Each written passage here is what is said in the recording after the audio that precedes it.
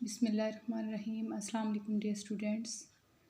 Today we are going to learn unit number 11. The name of the unit is My Side of the Mountain. Book page number 122 and 123.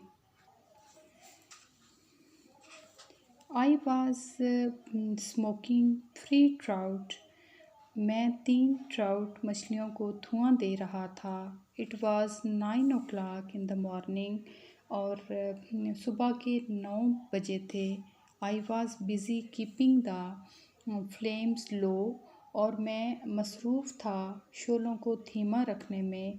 So they would not leap up and burn the fish कि ये भड़क ना उठें और मछलियों को जला ना दें.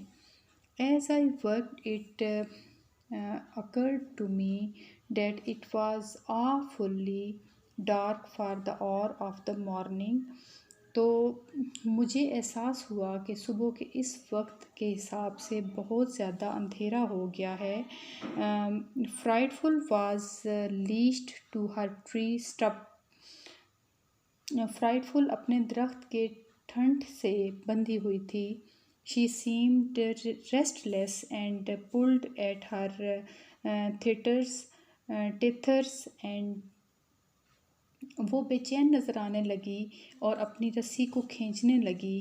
Then I realized और तब मुझे एहसास हुआ that the forest was dead quiet कि जंगल में मुकम्मल खामोशी छा गई है. Even the woodpeckers that had been topping around me all morning were silent.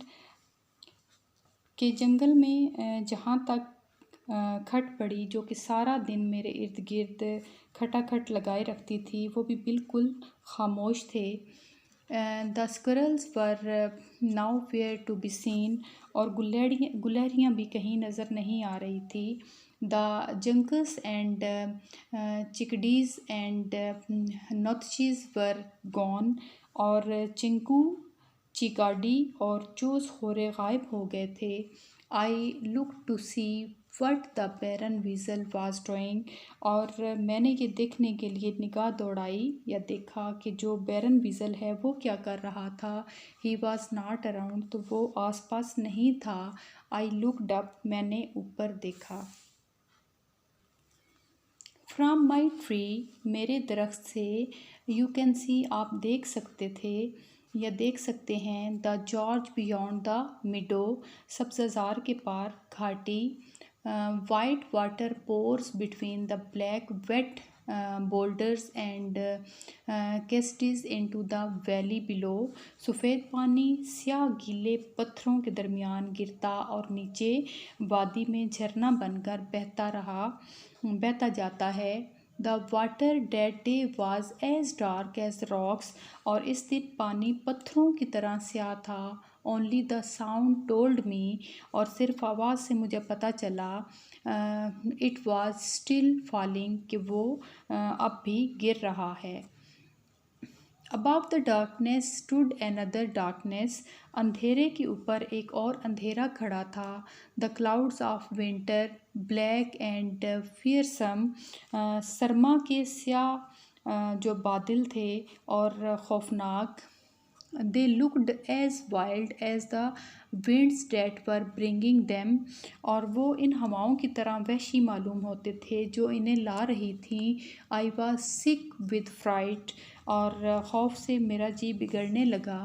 I knew I had enough food मैं जानता था कि मेरे पास काफ़ी सारा खाने के लिए है या खुराक है.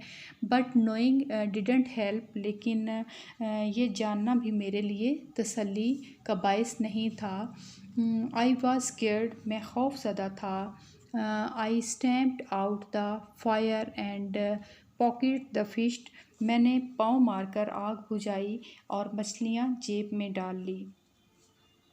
आई tried to whistle for Frightful मैंने फ्राइटफुल के लिए सीटी बजाने की कोशिश की.